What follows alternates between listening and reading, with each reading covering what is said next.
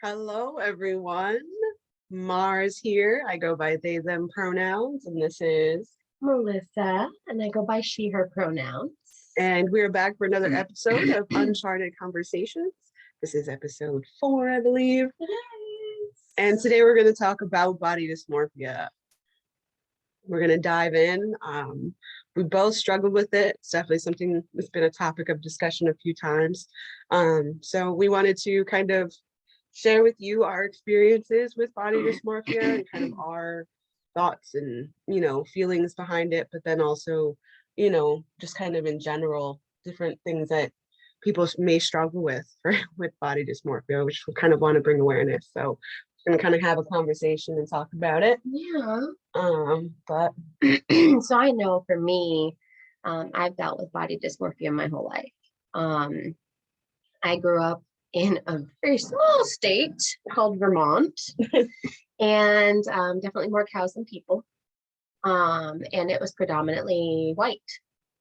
And I am a person of color. I'm biracial. So my dad is Black and my mom is white, even though my stepdad's Puerto Rican. So I was raised in that household too. So really, I'm just a smorgasbord. But needless to say, I did not quite fit in with my Caucasian counterparts in regards to my body structure. So I am thicker, bigger boned.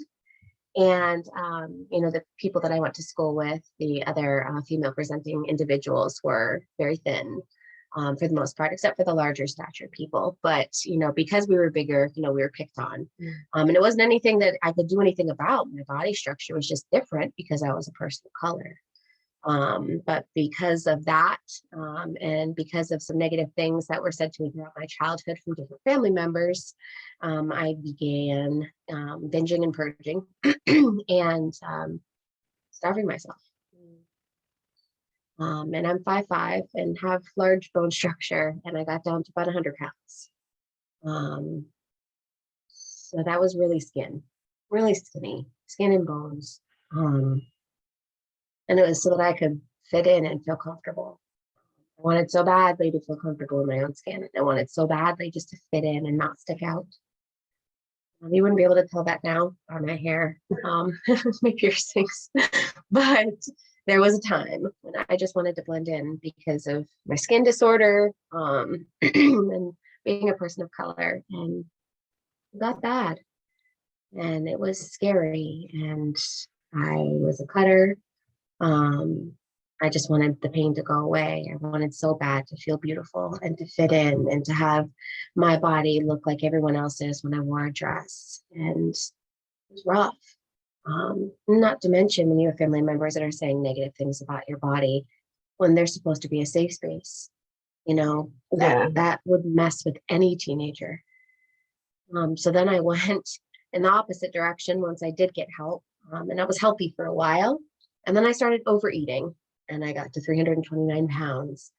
Saying that number out loud makes me go, ugh. But, it was because I was trying to find comfort. And now that I've lost all that weight, when I look in the mirror, I still see that 329-pound person. I can't wrap my mind around it. So, I know, and through talking in therapy that I have body dysmorphia and that what I see in the mirror is definitely not what's there. When I was 150 pounds as a teenager, I looked in the mirror and I saw this huge, grotesque person. And even now, I see the same thing. So I think this topic is really important, and I don't think people talk about it enough because you have people like me that have body image issues. And then you have people that feel like they might be born in the wrong body or with the wrong body parts, right? And then that's a whole other separate category. Yeah. Definitely. Right. I can kind of relate to that. I don't necessarily feel like I was born with the wrong parts as much as born with much more than I need. So for me, body dysmorphia kind of before I even knew what it was called, really, kind of took place for me back when I was like younger, like a little kid, because I was so sick all the time. I was super, super skinny. So I was a 10-year-old who was 80 pounds. And it was bad. It got really bad there for a while. And so, my elbows were real bony, my knees were real bony. And so it was evident for a long time that I just think based on how skinny I was, that I was sick or that something was wrong, which made it hard to kind of just live a normal life when life was as normal as it could be. And then as I got into high school, so I've played sports, I played softball since I was 10, essentially. And when I got into softball, was when I was just starting to get healthier in life. So I started building muscle. I didn't have anything to begin with. So I went straight from skin and bones to muscle. So today, to this day, my body structure is very muscular, and I'm glad about that. I contribute that to that transition of going from really sick and not really able to do much to being so healthy and just wanting to go with it. So I played softball until high school, and then high school I played summer ball and high school ball. And so with all of the different working out and stuff like that, I was kind of learning different parts of my body. For me, freshman year is when kind of my boobs started to form. And like softball, you have to do laps and things like that, so you're running and they're just like so for those of you out there who have a big chest, I'm sure you know what I mean. But it ended up making me develop asthma because it constraining my breathing and stuff. And so by my senior year, I'm already a triple D, and I'm a small statured person. I'm 5 feet tall, and I'm a small individual. I'm that person that has to buy the special car to make sure the seat goes up enough for my feet to touch the pedals. I'm in my car, like there's like a pump, so I'm like just going up a little higher every time. It takes a while for them to their final destination. I just gotta get situated. But all that to say, having as large chest as I do, it definitely just growing up kind of made me stand out more than I even wanted to. And so when I was 14, 15, I was very avid in church, very strict Baptist home and Baptist church that I grew up in. And so on Sundays, as becoming of age, I guess is the best way to put it neutrally now. They were like, well, you should be wearing dresses, and you're this age now, you should be wearing the skirts and things like that. So I was forced to wear that type of female clothing to church, and it made me feel so off. I've always been a tomboy. I've always just kind of liked the more masculine side of things. I like being comfortable, and for me, the masculine side of things has always been comfortable. But literally, my arms, I'm really boxy. I look like I play football when I'm in a dress or like something sleeveless. And my legs are just, I do anything. Like I cross my legs, to be polite, and veins start popping out. So I've never looked like a more feminine person. I've always had kind of a very masculine body. So I used to try to make excuses for being able to change clothes like at church, or like why I couldn't go to church with those clothes because I'm gonna go hang out with someone after church or something. But I would find excuses because it just made me feel so much more of what I wasn't. And my parents really tried to enforce it pretty hard.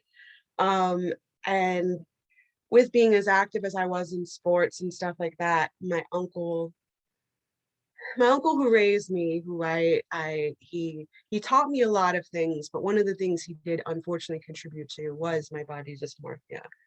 He used to call me fat. He used to say I was fat.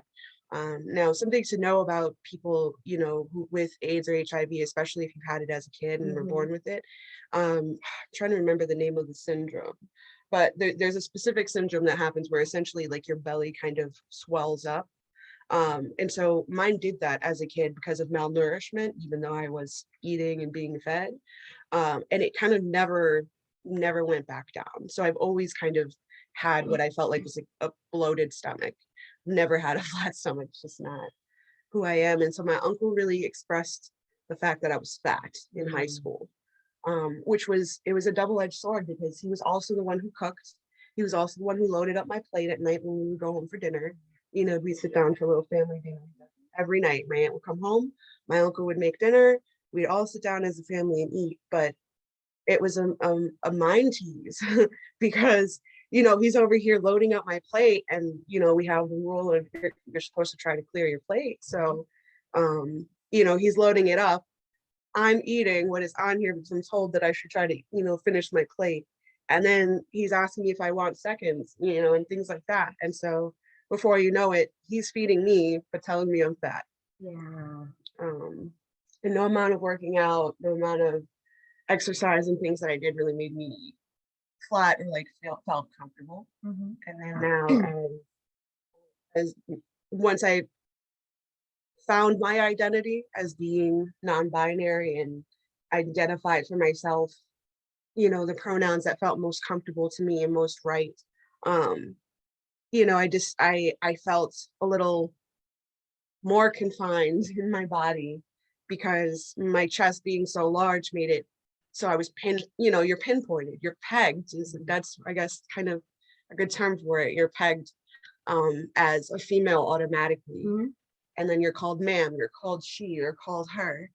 And it's just, it sends like a cringe through my body almost. It's a visceral now. reaction. You get a visceral response when someone says it. When someone messes up my pronouns, you'll almost see me like almost like Cringe. quince, at least, you know, because it's just like, okay, let's correct you once you're done speaking, you know. And so I try to correct people, you know, so that I can, the realm of neutrality is what I feel. I feel both feminine and masculine, and I am in touch with both of those in different ways. Like from like a body perspective, I am, you know, kind of a little bit more high maintenance. I like to be clean. I'm a bit of a germaphobe. I'm a, you know, somewhat OCD about certain things.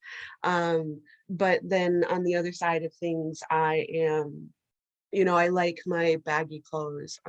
I'm bind, so, you know, I do wear a binder that flattens me out, which I happen to be wearing right now, which has helped. I just started binding, what, 6 months ago? 6 months ago. Prior to it, I honestly personally was against it. I was like, no, I'll never bind. You know, like, it's just, you got to embrace your body. And my boobs are something that I just was never able to embrace. They were just always been in the way. They're literally, I'm such a small person, and they're so large that literally I've crawled into bed and need my own. Yeah. Mount on them more than once. It sounds bad and it's kind of embarrassing to share, but that's how bad it is, and that's how bad it's gotten. And so my plan for the future is to get top surgery, and that's after a lot of thinking and really seeing that when I started binding, I started to just almost automatically walk more comfortably. Like, I felt more comfortable in my body. I felt more in control. You know, with everything just kind of being close to the chest, I'm like, all right, let's go. You know, I don't feel like there's something here for other people to get distracted by, to then kind of send me down that spiral of dysmorphia of just like, dang it, you know. So the binder has really helped me be more comfortable. So now I can wear button-down shirts. I can wear sweaters and things like that. Or shirts, the only reason they didn't fit was because of your chest. Yes. Yeah. There's a really nice dress shirt I have that there's a couple really nice dress shirts that I can only wear with my binder. Other than that, they just like pop at the seams, and it's really discouraging, personally. And I think this body dysmorphia definitely affects people in different ways. And, you know, it could be about your chest, it could be about your stomach, it could be about weight in general. You could, you know, it could be about your body parts. It could be about your body parts. Exactly. You know, for me, I feel like that balance would be to get top surgery. I don't feel like I personally would need to go any further in surgery, but I feel like that for me would kind of create the blank canvas in a certain sense that I feel like I am. Absolutely. Absolutely. Even when I bind, people still pronoun me.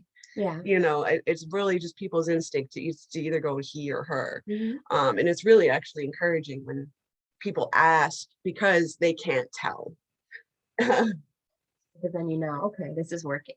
Like I'm Right, making people stop and think twice about right. pronouns in general when they can't tell. And as someone who uses varying pronouns, I'm kind of always looking for an opportunity to get people to stop and think, Mhm. maybe I should ask for yours, or maybe I should just not assume them. And So, just start using they for everybody. That's what my mom has started doing since meeting you. yeah. Now she refers to everyone as they unless she knows otherwise. Like she's really changed her whole perspective. And I've tried to do that too. Yeah, we have to. Yeah. Yeah. Yeah. It's a struggle. It's a learning, almost like reteaching their mind. It is. And so even though I use varying pronouns, I still assume gender. It's a flaw almost. Yeah. And so I know me and my partner are really working towards realizing, like, do we know? Have they said it yet? No. Okay, then let's just call them they. Yeah. If we're not sure. Yeah. And some people don't really even like pronouns at all. They're just like, why do I even have to have pronouns? Yeah. And that's kind of where I'm at, but I'm not offended if you use they, them. Right. Like some people maybe. Yeah. Yeah. Um, So I think, when it comes to being happy with the skin that you're in, being confident in the skin that you're in, and feeling comfortable in the skin that you're in, it all starts here. I think it all starts here. Um, you have people like Mars that, really isn't attached to their chest at all and really finds it to be kind of limiting. Um, you have people in the trans community that are truly born in the wrong body, and go through, different processes and procedures so that their outside match their inside, which I think is absolutely beautiful and liberating and Absolutely. gorgeous. But I can't speak to their lived experience or what they go through. So if you are anyone that is part of the trans community and would like to give feedback, as to what body dysmorphia has meant to you, please, please, please comment. Send us a message. Send us a message. Tell us your stories. We would love to have another episode with people of trans experience so that they can speak on what we just cannot speak on and refuse to speak on because it's not our lived experience. But I can tell you, as far as when, from my perspective in body dysmorphia, I'm I'm in therapy. I go to therapy weekly. And I have a therapist that specializes in body image issues, and body dysmorphia, among other things. She has helped me so much, but I still have a really, really difficult time. So like I said, I was 329 pounds and I had weight loss surgery. There's a slew of health issues, and it was like, I'm going to continue to get health issues if I don't do something. So I made a decision to get weight loss surgery and have lost over 170 pounds, which is a lot. But when I was in the mirror and when I was looking in the mirror, I still saw that old person and still sometimes see that old person. So my therapist would have me do mirror work, and it was hard and it pushed my boundaries. And at first it was just looking in the mirror from like here up. So like I didn't see any other part of my body, and it was looking and trying to figure out what parts of my body I did like, really embracing the things. And then we slowly kind of moved down. And when I got to a place where I felt comfortable doing full body, she actually brought me a full length, beautiful mirror. It's huge, y'all. It's Huge. I huge. delivered it and said, this is what we're doing next. It's part of our wall. And has given exercises for me and Marz to do together in the mirror, because they've also been helping me on this healing journey. Sorry. And just that work alone, I feel like has made a huge difference, even just in my self-worth piece. Because I think sometimes body dysmorphia can go hand in hand with self-worth. But it has been a struggle and a challenge. But now, because I've lost all this weight, now I have all this loose skin, right? So it's like I can't even look in the mirror and feel super confident, even though I've lost 170 pounds and I'm way less than I ever thought my goal weight would be at this point. But I still see hanging skin and drooping, and I'm still not happy. But then it's like in my head, I'm like, okay, but if I get skin removal surgery, then I'll feel better. But then in my head, I was thinking prior to surgery, but once I lose weight, I'll feel better. So it's almost like that one thing. Well, if I do this, maybe I'll feel better. And if I do this, maybe I'll feel better. But all in all, if it's not up here, what the fuck are you going to do? If it's not here, that's where it has to start. So you have to talk to people. You have to get help. You have to figure out how to navigate what you're feeling. One of the things that we've done, her best friend had done it for her, and I've started to try to help, is like take a string of pictures that are like almost like a timeline. And, we did this of Melissa, and kind of, side by side, we're able to say, okay, this is like the decline. But then, take out the middle photos and just look at, however many, about a year ago, let's say, and now. And just within the last couple of months, I'd say Melissa's finally able to kind of like see the difference. Yeah. So now when she looks in the mirror, she's like, okay, I have lost weight. Yes. But I still don't, like she said, she still doesn't feel like what she truly looks like. No. And the size that she is. I go to put my clothes on. She still tells me all the time that she's not going to fit in my clothes. And we discovered months ago that she does. But it's just like, you're not getting any bigger. So what do you mean you don't fit? I do. I will look at my pants before I put them on, and I'm like, these aren't going to fit me. And I'm like, oh, never mind. Or I'll look at a shirt and I'm like, this is way too small. And I put it on, I'm like, oh, it's loose. So it fucks with your head. It's like you have to relearn. Or you'll give me an article of your clothing and be like, here, babe, because I'll be cold. So you'll give me a hood, and I'm like, it's not going to fit. And you're like, I wouldn't give you something if I didn't think it was going to fit. And it fits every time. You've never been wrong. But in my head, I'm looking at that and I'm seeing the little person you are, and I'm seeing 300 plus pound Melissa. And I'm like, 300 plus pound Melissa is not going to fit in that small thing, but that's not who I am anymore. So it's validating when I can fit in the things. But then it's a mind fuck, because I'm like, how am I fitting in the things? She actually put on a pair of my jeans once. Oh my God. I did. Because we had just gone and gotten jeans from Old Navy. Y'all, I got into size 6s. I went from a 24, 26 to a size 6. And when we went to Old Navy and we got these jeans, I was like, what the hell? She really didn't have any jeans that she had gotten. She, people have been donating jeans and stuff like that. Her sizes were going down so quickly. I was like, I'm not going to buy clothes. So she had finally kind of gotten down to a level size. So I was like, come on. You've never, you don't shop for jeans. Let's go. Let's go for this experience. I hated going shopping. I mean, now we went to Old Navy, and I wanted Old Navy just because I know they have that wall of jeans that like says the different styles and how they fit and stuff. So I'm like, okay, like they have an image. Right. This is what this is supposed to fit like. This is what this is. She didn't even know what type of jeans. I was so lost. So I had to kind of pick for her. I'm like, okay, let's try this. Let's try this. And they took the lead because I was overwhelmed. You have to remember, this is the first time that I have been shopping in a store since I lost all that weight. The first time. So I didn't know what the hell I was doing. I was overwhelmed. I didn't know where to start, what size I was. I was like in a size 12 here. It was so strange. Yeah. And then, all I want to say, I just want to put out there that like, I understand better now after having helped you find more new clothes that fit you, how difficult it can be as a person, whether you're female or not, wearing female clothes and trying to figure out your size. Yeah. And for someone with body dysmorphia, I can see how that would be a mind fuck. Because in one pair of jeans, you're small, and in this shirt, you're extra large. Yeah. Like, what? Yeah. Me wearing masculine clothes, it's like I'm a medium, but top and bottom. Like, what do you mean? Yeah, no. Female clothes is different. Like, I typically am in a medium.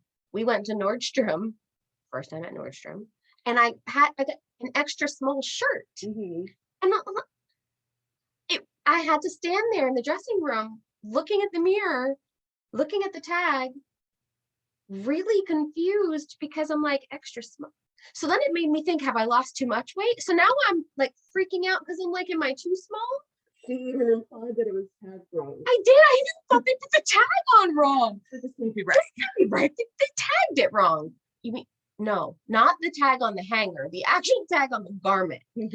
That's body dysmorphia. When you get to a point in your head where you're trying to rationalize that the tag on an outfit is the wrong tag because you're seeing yourself something differently, like that was a huge thing for me. So I was like, okay, now we've really got to start focusing on this in therapy, because I want to look in the mirror and I want the inside to match the outside, just like I'm sure a lot of individuals do. So what do I need to do, body, mind, spirit, to get to a place where I can look in the mirror, regardless of the size, regardless of anything, bed head, doesn't matter. When I look in the mirror, I want to be like, hey girl, how are you? You know, how are you feeling today? You look amazing. I want to get to that place. I want everyone to get to that place. So I strongly encourage you, if you're dealing with body dysmorphia in any way, shape, or form, that you seek some form of help, whether it's going online, whether it's doing research to try to figure out things that you can do to kind of help combat, getting into therapy. There's lots of like support groups, online support groups, if you don't want to physically go in person because you're still, you know, self-distancing and staying safe. There's lots of resources. You don't have to struggle. You don't have to be uncomfortable living every day in the skin that you're in. I'm in a lot of different groups for, you know, trans people and non-binary people. Yeah. And it's super awesome and like almost humbling to be a part of these groups. It's such a warm experience because a lot of times I'm just kind of a fly on the wall. But, you know, people will ask their questions there. Like it's a safe space for, you know, people of trans experience to ask their questions as their body is changing, as they're going through different treatments and things like that, whether it be estrogen or testosterone or top surgery or bottom surgery, you know, all the surgeries. But it was just this safe space for people who were experiencing transition to be able to ask their questions that maybe might not have either been thought of by the general public to like put on the FAQ. Right? Asking all the questions that aren't just on the FAQ somewhere, you know. Those are the questions that need to be asked. And those questions that are not on the FAQs, those are the ones that need to be asked. Let's be real, right? Anytime you look at an FAQ list, how often do you see LGBTQ? How often do you see anything that is in relation to of people of the trans experience? We don't. I'm just starting to see now, as someone who's non-binary, I'm starting to see that like third gender option of other or choose not to say or non-binary is popping up more. I'm so excited whenever I see it.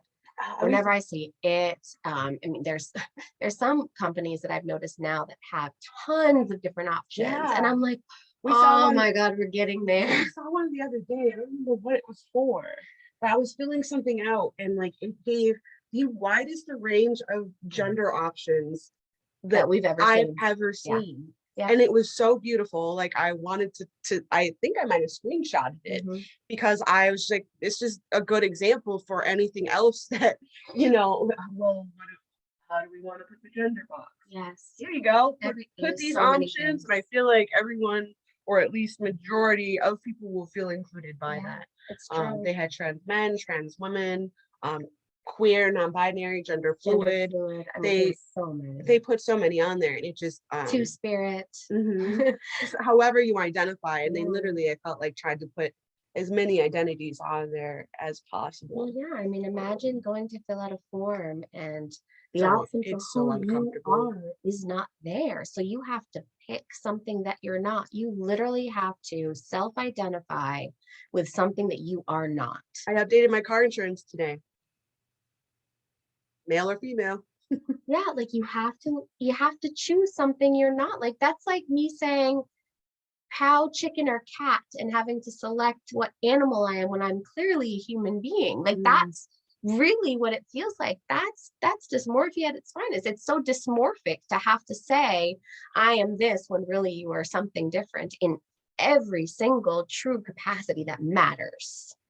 As someone who hasn't changed my name legally yet, even just my name can be almost dysmorphic. Yes.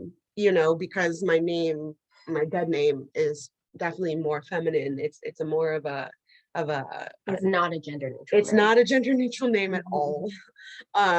It's definitely a more feminine name. I feel like it's got a little bit more of a, I don't know, an air to it. Mhm. But you know, Mars is definitely Yeah.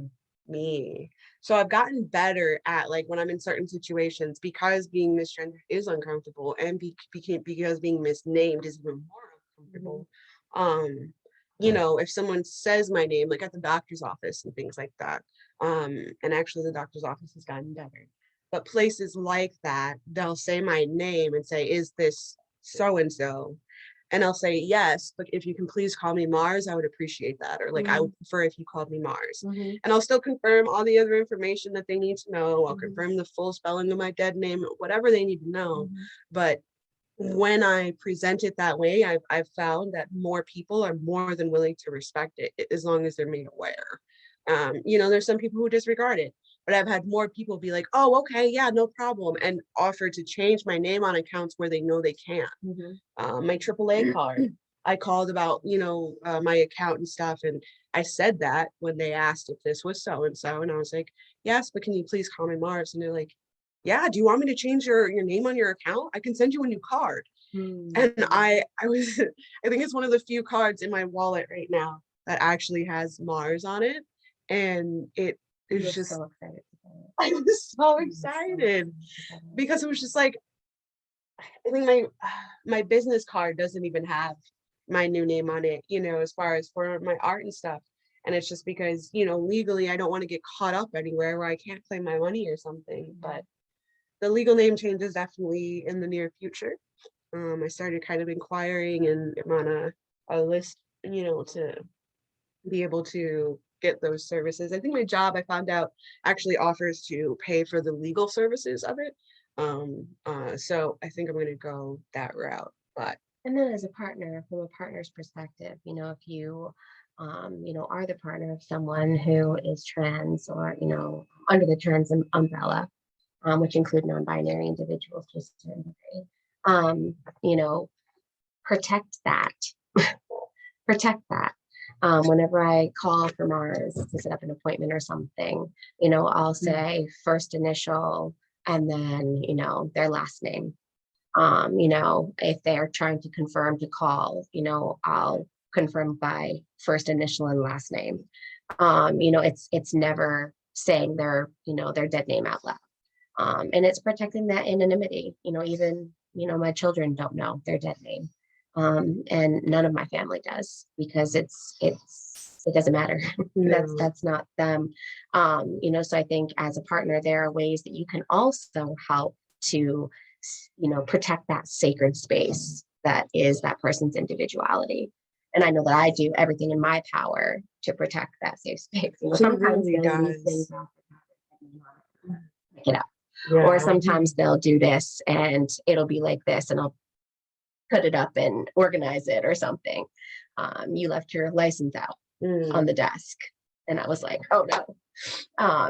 But I think I don't rely. Like because it's like I realize that I don't, right? Because those are like just regular documents. And so like you don't even think about it. I don't even think about it, but Mhm. I can't wait for the day when You don't have to worry it about it. doesn't matter. You don't have to worry about My it. roommate right now, like I had to get a roommate that I like truly, truly trusted. I mean, obviously you want a roommate that you trust, but I had to, like, my roommate happens to be someone that I've known for many years, Mhm. and they knew me pre-transition. So it made it a lot easier to have them in my house where my mail comes and all of those other things. My medication goes there, my mail order. You know, it made it a lot more comfortable to know that they know what that name is, but they also respect me enough to not use it because they know it's not actually my name. Um, and I know for family watching and listening, that probably is really hard to hear. And I respect and hear that. But for all of my friends who have grown up with me and things like that, they can all tell you I've hardly, I do not really remember my friends ever actually really calling me by my full dead name. Like they always had a nickname for me. There was always some other name that I went by. For a long time, I was little one because my sister, my best friend, in the neighborhood was Shorty. So I couldn't be Shorty, but I could be little one. But I like always tried to find some other nickname kind of to go by. And a couple of years ago, Marz started to be the thing. I had hair where it was like really curly here. And so my friends started calling me Bruno Mars. And so some people started me calling me Bruno, some people called me Marz. And it just kind of stuck with me to where it felt right, because it is just, it is a close rendition to, my dead name as far as like shortening it. But at the same time, it is more me. And, I think that when it comes to being trans, or when it comes to being non-binary, it comes to being in a body and an identity that doesn't feel like yourself. I feel like it's really important to advocate for that. And I think she has helped advocate for me in those ways without me offering my initial, with keeping my stuff contained and stuff. And a lot of it is I don't even notice or realize, but the times that she does it, and I don't even have to ask, I don't have to remind her, I don't have to be like, babe, boys are home, it's absolutely amazing.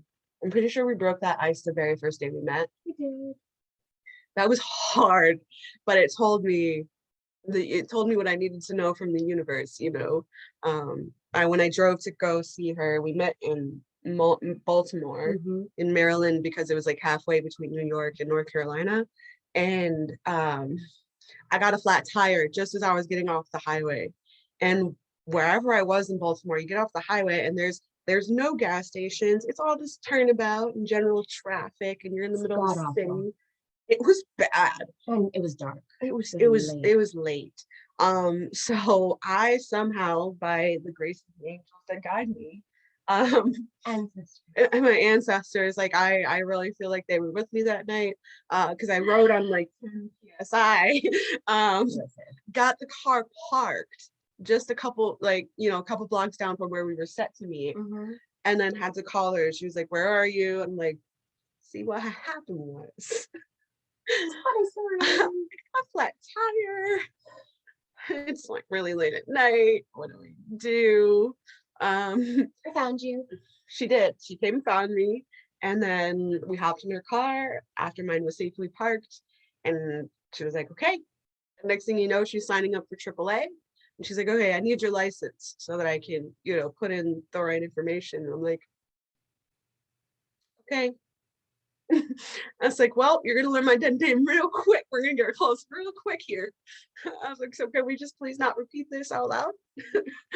And she didn't. She literally took the information from day one and has never spoken a word of it. So literally not unless she has to confirm probably something medical or something having to do with my medications. The only thing. She avoids it. She avoids it as much as possible. First letter of the first name and the last name, if at all possible. I don't think I've ever, except for maybe once, had to utter your dead name. And to me, it's so foreign to even think about. It sounded weird coming out of your mouth. Felt weird. I was just like, this person. It's like, this person obviously is crazy. Who is that? So, all of this to say, it is truly, truly important to advocate for yourself, to advocate for your loved ones, and to get yourself into a mental space and a physical space to feel comfortable with the skin you're in, whatever that looks like, whether it's, surgery, top surgery, gender reassignment surgery, whether it's weight loss surgery, whether it's working out, whether it's eating healthier, whether it's anything, do those things, but it starts here. So you can do all of those things. You can, go through all of those different procedures or changes or life, style changes, anything. But if it doesn't start here, it's not going to be effective. And I'm speaking from personal lived experience there. So if you find that something about your body just doesn't feel like you, if you feel like you may just truly be living in the wrong body, if you look in the mirror and you're really not seeing what's there, talk to someone. There's so many amazing people out there. I mean, even just starting off by talking to friends and family, just start talking about it, because you might find that you meet so many more people that are living with that same issue in one way, shape, or form. And it makes you feel like you're not alone. It's like bridging that gap. It's that first step. It's like, having an addiction, and your first step is acknowledging and recognizing that you have one. First thing with body dysmorphia is recognizing, hey, I have body dysmorphia. Okay. So now that I have that, what am I going to do next? How am I going to navigate this? Because this feels like absolute shit. And I've got this life and I want to live it to its fullest, and I want to live. I don't want to just exist. So what the hell am I going to do? I'm going to do the work, whatever that looks like. For some people, it's going through therapy and then ending up with gender reassignment. Some people, it's different lived experiences, but I think it all comes down to taking care of you, whatever that looks like. Yeah. And meeting those loved ones when they're experiencing it, where they're at. So this isn't just for people that are suffering from body dysmorphia.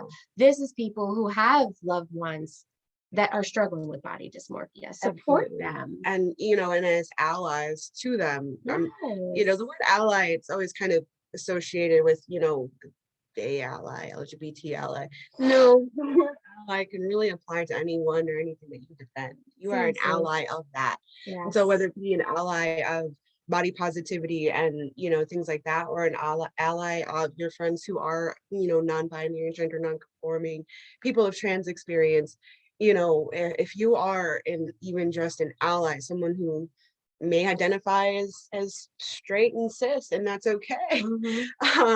But just being someone who introduces yourself and asks for that other person's pronouns out front, that does not make you an ally. Well, no, but it does help with the education of saying, hey, not everybody goes by the same gender, so I want to make sure that I get it right. That I get it right, and that that I care enough to get it right. Right, but those allies are the ones that stand up for you. Yes, stand up for your friends, stand up for those people that are within this experience, because sometimes I know me, she stands up for me more than I do sometimes. Yes. Because it's hard, because you're kind of like in it, you're feeling the emotion of whatever, whether it be the misgender, the misname, whatever, you're feeling the emotion of it. So it's a lot harder for you to kind of come back and defend yourself without being defensive and being more educational about it. And so, I definitely would encourage anyone who has, family members or anything, just remembering that person, what that person's pronouns are, and respecting them and using them. Just remembering to, consider everyone when you're looking at the big picture. We literally call everyone they, unless we have been told differently. Whether you are, I don't know, what other ways can we show that we're allies of things? Like, I mean, I think not passing judgment on someone. Yes. When you see someone that is of a larger size, or something's different about them, or they have some type of disfigurement, not automatically going to the place of ugh, but more to a place of empathy. Compassion. Let's show love and compassion for people. Let's not automatically, it frustrates me when I see like the Saturday night at Walmart posts, and it's posting all of these, people in vulnerable situations wearing maybe not such great fashion sense choices. But, they like to showcase the people that are larger, the people that are a bit more unique and stand out. And it's disgusting to me, and it makes me sad. People like to laugh about stuff like that, but you're literally catching someone who in that moment might really be struggling mental health wise, or really struggling physically, and you've just caught them in a bad moment wearing a bad thing, and it's all over. And that could really take someone who's really struggling and contemplating, whether they want to continue to exist on this earth, and take it to the next level. That's bullying, that's cyberbullying. And to me, that really hurts my heart. So, when I see the things like that, I'm the first one to say something. I will call someone out in a hot minute if they're an asshole to someone or judgmental, because I've been judged my whole life for my skin. You know, having vitiligo, I've been judged my whole life. You know, I've been, pointed at in the grocery store. I've had, kids cry because they're afraid of me. I've had parents pull their children away from me because they were going to catch it when I was younger. You know, those experiences stick with you, and you develop a level of empathy for people because you've had that experience, and it hurts my heart. So please know that we are here to help you in any way, shape, or form. We welcome your stories. We welcome your feedback. We welcome your lived experience. You know, we are in this together, and that's why you have these conversations, and that's why we have this platform, because we want people who want to have a voice to be able to have a voice and to share your experiences so that other people can learn from them and grow from them, so that we can just stop being a world of assholes and start being a world of people that were designed to uplift and support other people. At the very least, be considerate. Just be considerate and respectful, even if it's not you. Even if it's not you, even if you don't identify as that, just be respectful in the fact that we are all human. We are all here. We all have feelings. We bleed. We can injure ourselves. You know, like we're living things at the core of it all. So we truly appreciate you taking your time to sit with us and chat with us. We really would love to hear more about your lived experience when it comes to body dysmorphia. We're holding space for you. And we appreciate you taking time out of your evening to watch us and to be a part of this. And want to take a moment to say, if you feel like there is a topic that you may want to know more about or hear discussions of, or if there's a topic that you would like to be a part of that you are very passionate about, please reach out to us. We have a plethora of things to talk about, but there's always so much more to talk about. Seriously. And we plan on talking about these things for years to come. Yes. So this is Melissa and Marz. I just want to say happy Pride Month. It is June. Part of us bringing this up too, we felt like with it being Pride Month, it was appropriate. We may have one more episode coming for you within Pride Month, but I think I just want to end it with saying, like, have pride in who you are, and have pride in how far you've come, no matter how that applies to you. Because whether you're someone who struggles with body dysmorphia, whether you're someone who's completely 100% happy in your body, like you can still be a supporter of those who are struggling. And you matter. You absolutely matter. Everybody matters. You matter. You matter to us. You matter to the world. You matter to the universe. We're all one, and our energy is all connected. Yes. So treat others as though you would want to be treated to the best of your ability. Live. Don't just exist. Yes. I'm learning more about that every day. I'm an exister and she's a liver. So we balance each other out pretty well. We do. All right. We're sending love and light to all of you. Absolutely. And we look forward to chatting with you all again soon. Bye, everyone. Bye, everyone.